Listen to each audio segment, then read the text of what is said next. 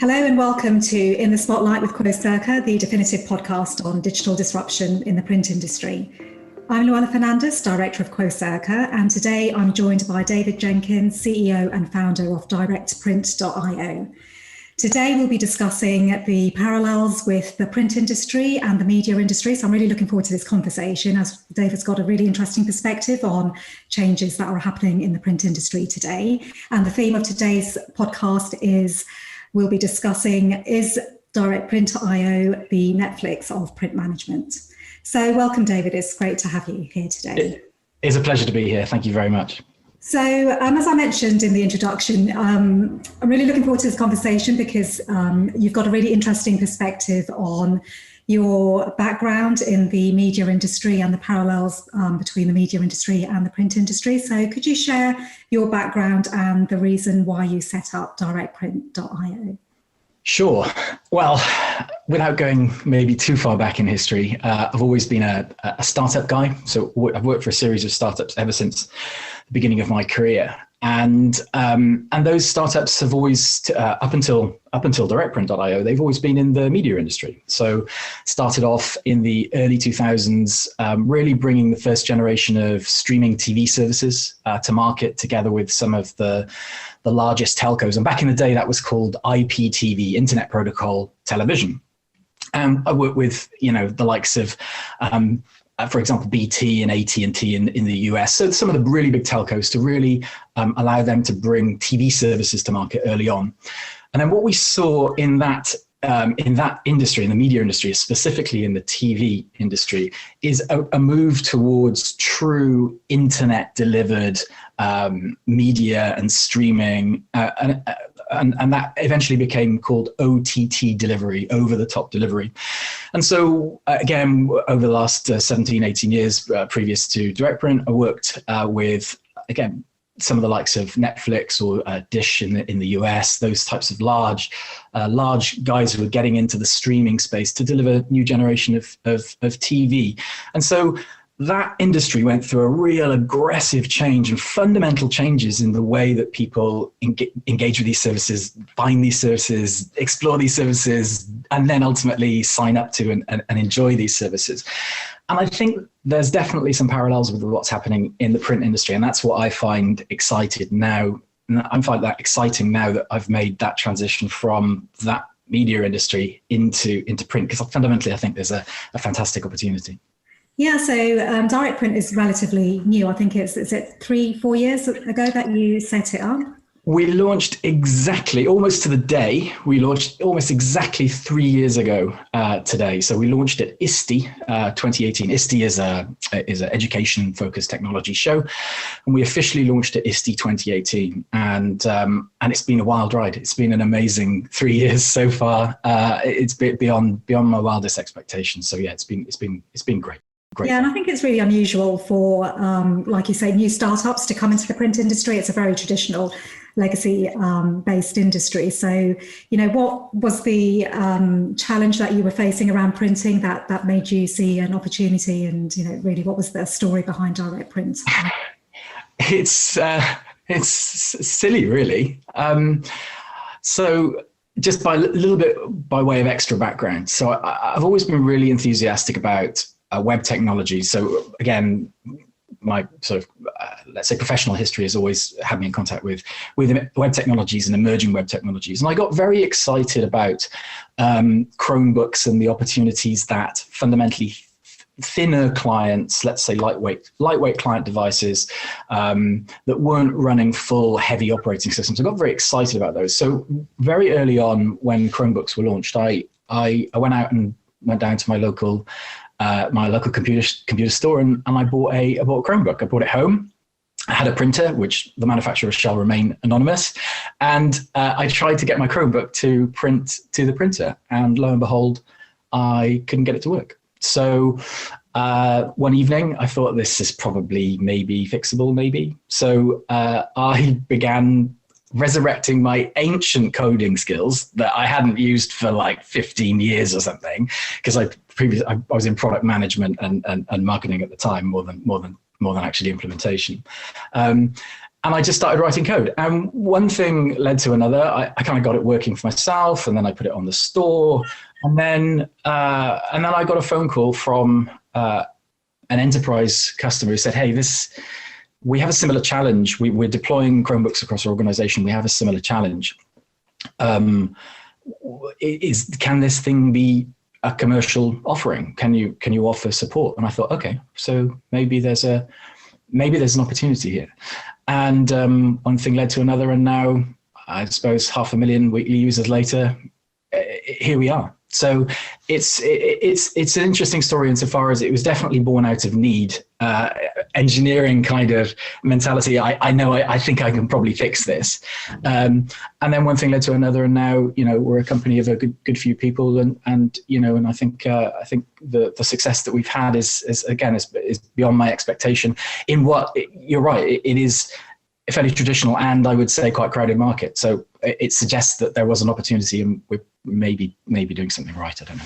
Yeah, and I think it's interesting you say there about, you basically had a need as a consumer for printing, and then being on the store, the App Store, the Google Marketplace, I guess, that gave rise to a broader business opportunity. So what are your thoughts, basically on that kind of broader marketplace? I guess it's just showing that the buyer is going online to look for these kind of solutions, and they found your app, and that's what led to that bigger market opportunity for you. Are you seeing that that trend really developing more since you started the company?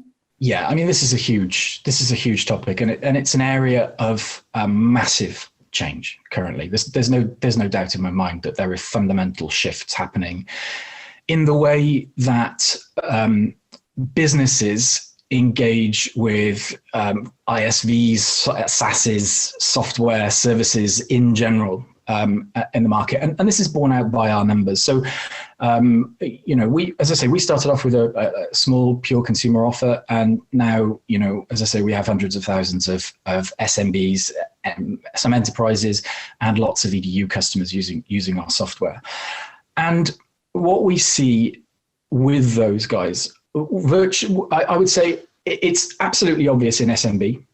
It has been obvious for us pretty much since the beginning in EDU, and I think it's starting to change in enterprise.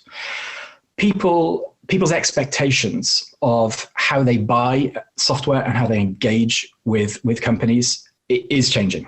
So I don't think the traditional kind of RFP, RFQ process, while it still exists for your very, very large enterprises, that still exists. I just don't think that SMBs will now engage with ISVs or SaaS offers unless you're online, you have a very clear, transparent pricing model, you provide all of that support for self-provisioning, onboarding, you can answer technical questions online, you offer flexible payment, for example, monthly subscriptions versus annual subscriptions. So there is this expectation about the way in which you engage with SaaS products, which is, I think, it's as a result of our experience in the consumer space. So bringing this back to TV, if you think about the way that you kind of engage with TV services now, it's utterly different than it was 10, 15 years ago. So 10, 15 years ago, you'd go to your local cable co, your Comcasts or your local satellite co, whether that's Dish Networks or Sky in the UK or whosoever, and they would try and sell you this dream of the quad play, and the quad play was it's fixed line data, it's telephone, it's television, and potentially mobile as well. So they would sell you this enormous great big package, and you would get the services that went along with that, and you'd be paying $200-300 a month for this overall package. I think now people will go to services like Netflix, they'll go to services like Amazon Prime, they will have a month's free trial, they will be receiving the service over the top insofar as they already have the infrastructure. They already have the fixed line broadband. They already have the mobile broadband. They already have the iPad. They already have a credit card to do, their monthly subscription.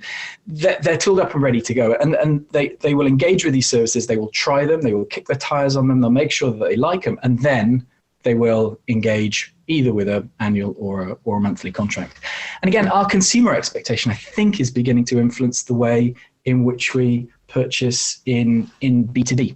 And so we definitely see that as part of the numbers and the way people engage with us and the way they sign up. Yeah, no, I totally agree, because we've just, we're about to publish a report on B2B marketplaces, and that really kind of corroborates what you're saying around the SMBs. I think it's something like 80% of SMBs are purchasing already from online cloud marketplaces, and only about 20% have got a direct sales channel with their vendor. So, and that's only likely to increase in favour of, online purchasing. So that really is something we're seeing. But it's interesting you talk about the, the Netflixes and Amazon Primes, because I did do a bit of research on the OTT market just in preparation for this. And it was interesting because I can see the parallels. I think there was something about cutting the cord. A lot of I guess consumers aren't subscribing to the likes of Sky and the cable companies, and in favour of streaming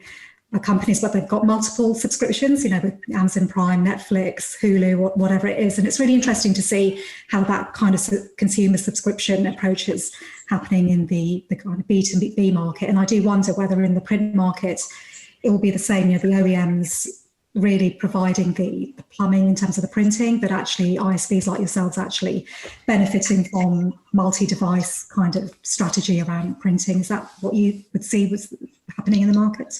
Yeah, I think what you described as a fundamental disaggregation, or at least a kind of a reorientation of the sales channels and the traditional sort of purchasing processes and purchasing relationships that are in an industry. And that reorientation has happened in TV and media. And I think that reorientation is underway in print. So in short, yes, I think that relationships are changing. I think that the value offer or the value proposition of SaaS services like direct print, where we work with all different makes and manufacture, makes and models of printer. That's part of our value. So to come in over the top, so to speak, and help organizations manage existing deployed infrastructure, but also show a path forward for how we can bring that higher level of solution integration. That's really where our value is. We're tightly integrated today with Google and Google Workspace and Chromebooks. That's just a great story for us. We also support Mac and Windows. So that helps to join the dots for these organizations who are going through fundamental IT transformation. So they're moving from on-premise to cloud, statement of fact. They may be reassessing their whole productivity set, their whole productivity suite as part of that process. So that's either moving from local install Office to Office 365, or it's moving parts of the organization typically away from Microsoft and towards Google Workspace and Chromebooks and formerly G Suite. So those are not trivial challenges. And what we're seeing now is that when it comes to thinking about printing, there are certain pieces that are in place. So you make a choice for your productivity suite, and then you expect your hardware to work with that solution. So it's solution first thinking. And that's absolutely something that we see now, that no longer, I don't think, in the whole, people are being prepared to dictate the solution by the hardware choice they make. They want their solution, they want their hardware to fit with the solution choices they've made. And that is a different way of thinking. It's an opportunity. And that's part of the reasons why we work with primarily the kind of partners that we work with are solution experts. They're guys who know how to deploy productivity suites and achieve fundamental infrastructural change inside of organizations. So that's what we see. Yeah, and I think just going back to that kind of the Netflix approach. So the three kind of similarities I see are really around content. Content is king, whether it's on the TV or whether it's printed documents or digital documents. That's obviously quite key to the print industry. Secondly is the analytics side of things. So understanding through that direct relationship with the customer, what they're printing, how they're printing, and what the opportunities are for either minimizing printing and moving to digital workflow, or better optimizing their print environments. And the third one is user experience. And I think that's something that's obviously very important in the streaming wars, in terms of, I find the Prime navigation really complicated compared to Netflix. And, then you have the Fire Stick, which puts everything in, one, aggregates all of those together. And I just wondered, in terms of your views on your product and your platform and how the user experience is perhaps a differentiator, or, and also how you're using analytics. The shorthand that we use to describe what you eloquently described there is B to B to C thinking. So we're undoubtedly a B2B business. We sell, direct print is a print management solution, and we sell to SMB, to education, to enterprise, and multiple different verticals there. So we're fundamentally doing a B2B sale to these organizations. But these organizations are in turn servicing their end users. And so because our software is put in front of those consumers, for us, we have to take a consumer-centric view to the way in which we design our user experience, our end user software. So we absolutely have to look at it through the eyes of the end user, because if we don't, then very quickly you'll see levels of frustration build between the people who are administering and deploying our software across organizations.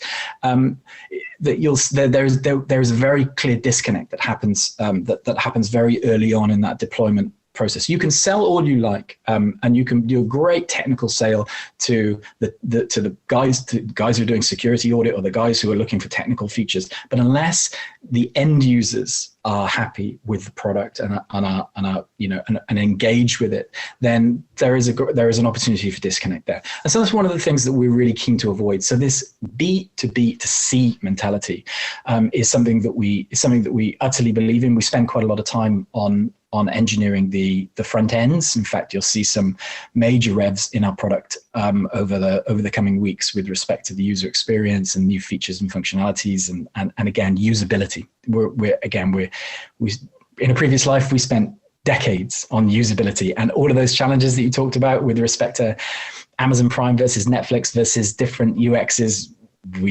Believe me, we've lived some of that. Let's call it kindly consumer experience. So there's a lot of learning there. And secondly, the point that you made, data driven. Yeah, I mean, look, at the end of the day, we are a SaaS. So anonymized data and trends and learning from that is what we're all about. We see some fascinating things happening with respect to trends in print volume, in the way people engage with our different features and aspects of our service. Some of that driven by COVID, maybe we can touch on that later on. Some of that, I think, just general trends in the industry. So some really interesting data coming out of our platform as well, which we learn from. Yeah, just curious, because you mentioned about the pandemic, and I think it's worth touching upon that in terms of, what have you seen in terms of your analytics? How has that impacted your business? Yeah, so a couple of things. Obviously, like everyone else, we saw a huge drop off in print volumes around about March time 2020. So I took the opportunity just to take a look back over our data between March the 17th, 2020 versus March the 17th, thereabouts, 2021. And we saw a huge fall in print volume, probably down to 1/5 of our previous volumes. Between the end of March, mid-March 2020, and then beginning of April, as basically everybody went home, globally, everybody just went home. And so we saw a sort of a natural demand for volume printing fall there significantly. But what's interesting is now we see two fundamental things. So firstly, as of March, roughly the 17th, 2021, we see a 3.5x increase pre-pandemic. So for every one page that was printed pre-pandemic, we now see roughly 3.5 pages being printed across our system.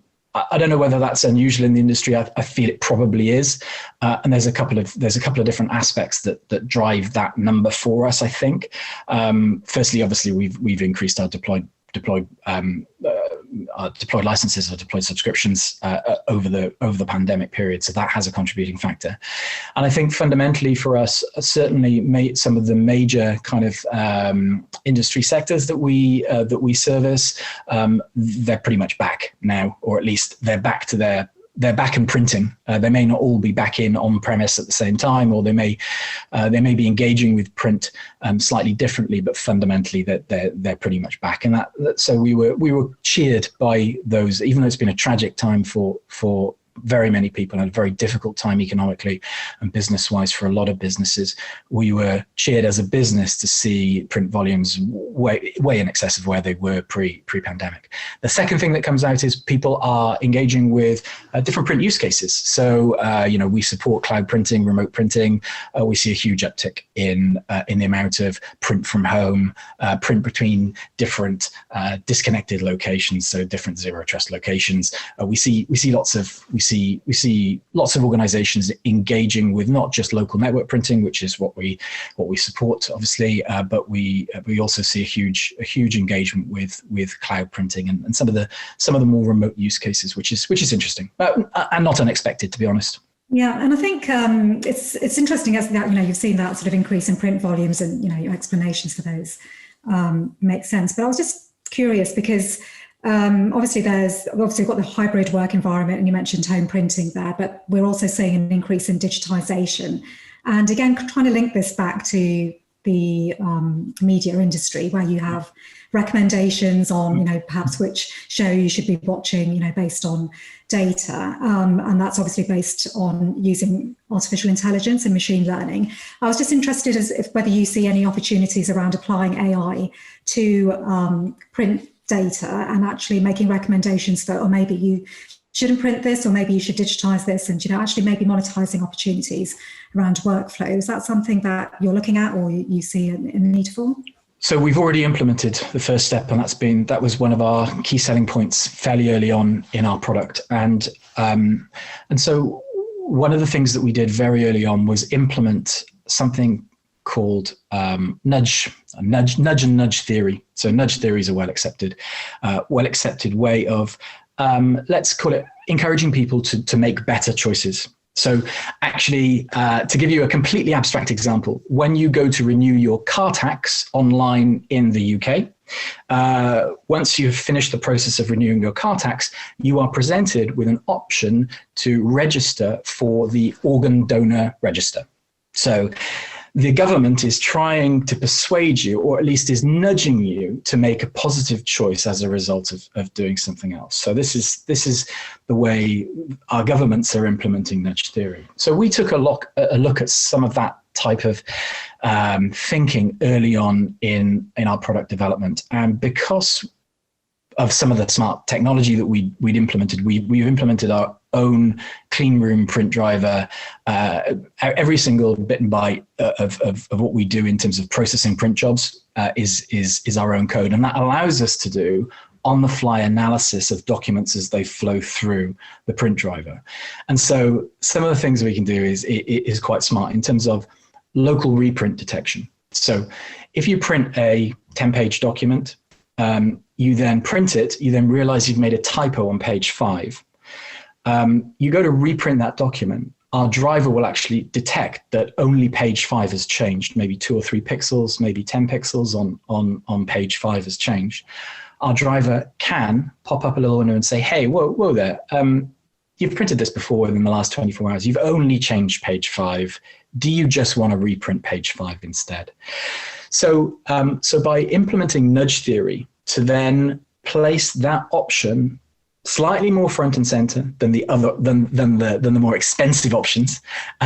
So to place that option as the default option, maybe even put a timer on it. So you'll see a little timer countdown. Yes, I only want to reprint page 5, and then 10, 9, 8. So that it automatically it's nudging you, automatically will make the optimal choice for you. So we've implemented things like that in our product, and we continue to innovate on that front. But yeah, the nudge theory, reprint detection, and also smart draft modes, all of that stuff we put in very early on in our product, and our customers love it, because I think, just again, demonstrably, it's saving them money in terms of paper and in terms of donor costs. So yeah, it's that's been a big hit, and we will continue to innovate both in terms of the larger big data kind of aspects, but then also doing little things on the client to encourage better print choices. But yeah, your fundamental point, I think, was around printing more versus printing smarter. And there's no doubt that the industry is moving towards printing smarter. Yeah, no, I agree. And I think, that point about reducing paper usage and consumables, I think organizations are becoming, well, it's always been a priority, but I think it's moving higher on the agenda in terms of reducing environmental impact, improving sustainability credentials. And I think printing is one way, you can actually help organizations better manage their printer fleet. They can still print responsibly and effectively when they need to, but this nudge theory is really interesting. I can see a lot of opportunities for you to actually utilize that in the kind of sustainability picture as well. And I think what comes across is the fact that I think with any ISV, they're not tied into selling printers and being tied into page volumes and so on. So I think, the opportunities around digital workflow as well, in terms of understanding what your customers are doing around print, and then maybe looking at digital workflow integration as well, sounds like there's something that you'll be exploring. Yeah, absolutely. I mean, there's no doubt that as I say, there's no doubt in my mind that the industry is moving in that direction. And even though we are an ISV and, we really thrive in heterogeneous environments where we're solving integration problems on a day-to-day basis with organizations who have mixed fleets of printers, I do actually also think that there is a fantastic opportunity together with OEMs and together with copy manufacturers to help deliver differentiation in the market. And absolutely, some of that differentiation is about smart versus more. And so you'll see with us over the coming weeks some really interesting announcements with respect to stronger partnerships in that space as well. So that we can help companies bring really different offerings to market and help differentiate at a solution level. So there'll be some interesting innovation around that area. Yeah. So just finally on that point around the open ecosystem in the print industry, and it's not a very open ecosystem at the moment because most of the OEMs are very proprietary in nature, and the ISVs are, like you say, vendor agnostic, so they can provide support for these mixed fleet environments. And again, drawing parallels with the media industry, do you see a need for a more open, integrated approach for the print industry to take to actually benefit from, more collaborative partnerships, as you were discussing? I think there's some really good opportunities there. I think from my perspective, actually, speaking as an engineer, from an integration perspective, I think the industry is actually okay. I mean, it could improve. There are always areas that you can improve. But actually, what we found, because we wrote from scratch a new generation universal print driver, it necessitated us to do integration with absolutely every make and model out there to make sure that we had all of the different page description languages, all of the different protocols, all of the different advanced finishing features, all of that capability. So, and that on the face of it, felt three years ago, it felt like it might be a hugely daunting, maybe even impossible task. But what we found was actually there was enough information, there's enough specifications out there to work to make it work. However, that set of protocols really solves kind of print V1, print generation V1, solving the problem of local network printing and just getting things working. I think now with the way the market is maturing again towards offering permanently internet connected printers, remote printing, secure printing, and every possible use case that you can imagine. Yes, I think there is a need for standardization and openness Some of the innovation I see is encouraging. I really like what aspects the IPP working group are doing. We're a member of the IPP working group. I'm really excited by some of the innovation that they're bringing. I'm excited, strangely, by Microsoft Universal Print. I think that's going to have a long-term beneficial effect on the market.